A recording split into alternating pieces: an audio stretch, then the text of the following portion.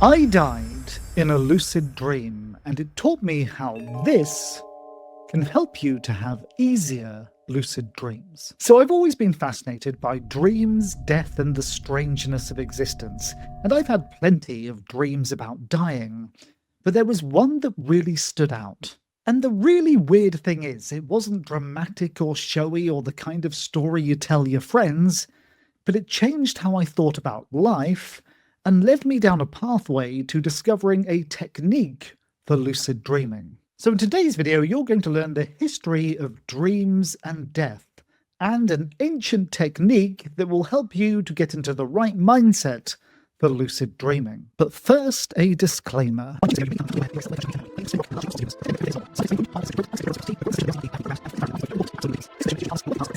So, like I've said, I've had plenty of lucid dreams about death. I've tried jumping off things, I've tried jumping in front of moving vehicles. You name it, I've probably tried it because it's just kind of fun and fascinating. But this dream isn't really the best story because it starts as me as an old man in a hospital bed. And normally in dreams of death, when you die in the dream just continues filling in the gaps with your expectations of some kind of afterlife. There's normally some revelation, but the most important thing is something actually happens. But in this dream, it was different and it felt a little bit more real. The dream. So I'll keep the story short because it's actually not the most important part of this video. But the dream itself was a maintained awareness lucid dream, a dream where you fall asleep consciously. And I did this in a morning nap. When I found myself in the dream, I was an 80-year-old or thereabouts version of myself, lying in a hospital bed, knowing that I was about to die. And obviously, I knew I was dreaming because I'd entered the dream consciously. But there was this overwhelming feeling of sadness, of stillness, of loss, of nostalgia, all of the feelings you would expect to feel in your final moments of life. And I started to worry a little bit because, here I am in a lucid dream and I don't want it to just end really quickly, but I was also curious what's going to happen when I die. And so I waited, and the moment of death came. But the curious thing was, just before that happened, in my final breath, there was this intense sensation of presence. All of the colors of the room became more vibrant. My body felt more alive than it ever had. Everything was in sharp contrast. I was there, in the moment, in the now. And then, just as quickly, everything stopped. And I mean everything. Perception, thoughts, the room, me, time. It was true nothingness. I didn't wake up. The dream didn't continue into some afterlife theme. There was just this void, this true nothingness. And when I did finally wake up properly, I felt strangely calm, almost reborn, but also rattled because this didn't feel symbolic. It felt real. The reflection. So this dream has lingered with me for years. Not because it was frightening, not because I can't really explain what that death experience was like, but because of that moment right before death. Because my mind was so clear, the clarity, the realness of that final moment. It was a level of lucidity you just don't expect, a waking up from the dream of life. And it's haunted me ever since, because the idea that life is a dream and death is an awakening isn't a new one. In fact, it's ancient. It pops up around the world throughout history.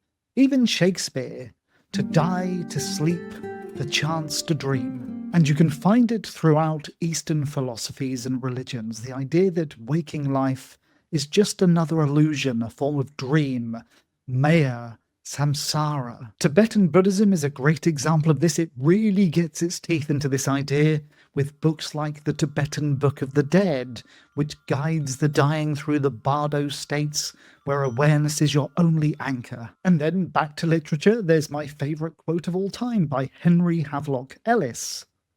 "Dreams are real while they last. Can we say more of life?" Death has always had a strange relationship with awareness.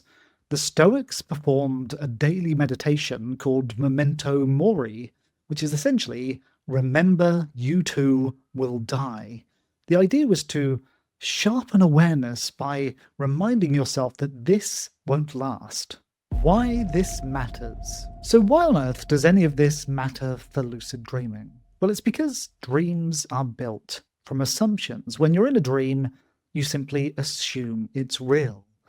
You don't get lucid by accident. You have to notice some glitch, some error, and then question your assumptions. But the problem is, most people don't question anything.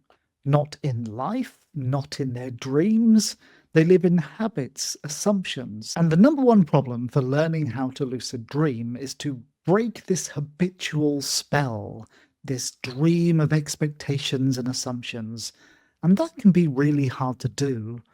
And this is where death becomes a very powerful tool, a very powerful ally. Because death breaks the pattern, it interrupts the trance.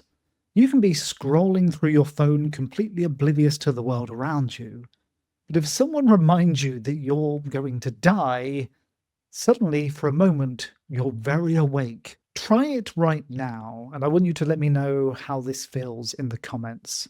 Stop whatever you're doing, stop whatever you're thinking, and I want you to remind yourself that this might be your last hour on planet Earth. You don't know how long you're going to be here. Life may as well be a dream, but you are going to die. Ponder on that thought. Really let it sink in. How does that make you feel in this moment right now? And that feeling, that mindset, is the core of the technique. The technique. The technique is simply called the Memento Mori technique. And it works because it creates the exact psychological conditions for lucidity, presence, disruption, and emotional weight. But first, I have to say a very big thank you to my channel benefactors, Stephen Rice and dreamlike. And if you want to be mentioned in the next video, become a channel member and choose Channel Benefactor. Step 1. Catch yourself on autopilot. So there are many moments like this throughout the day, when you're going for a walk, when you've put the kettle on, when you're doom scrolling through your phone. These are the moments where the dream state hides in plain sight. So try to catch some of those moments throughout the day and be ready. Step 2, interrupt with presence. So stop, breathe, and bring yourself into this moment.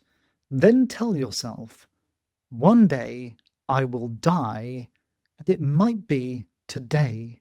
This could be my last thought, my last action. How do I feel about that? And obviously, this isn't to scare you, but you do want to feel it genuinely because it could be true. How do you feel about your current state of mind, your current state of life, what you're doing? If this was your last ever moment, would you be proud of it? Would you be happy? Really sit with the thought. Step 3, let the world become vivid. So sit with that thought.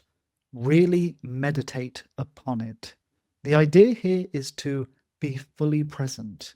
When we normally ask ourselves, could this be a dream? It's very hard to buy into that premise. But you know for certain, one day you will die, and you never know when that moment will be. So this brings you into a state of humility, into a state of openness, a state where suddenly, in this instance, you're truly alive and you're truly lucid. Step 4, perform a reality check. So the idea here is to get you into a truly open and present state of mind, something that most reality checks are lacking. So do whatever your favorite reality check is, but you've front-loaded it with a moment of true openness, of true mental clarity. Step 5, repeat this once a day. So this isn't part of your everyday reality check process. It's a ritualistic special moment of mental clarity. The irregularity will help to keep this powerful and focused and not to become automated. This state of mind can wake you up in your dreams. All your dreams, including the one you're in right now. And if you've enjoyed this video, try watching one of the videos on the screen right now and hitting that subscribe button. I'll see you there.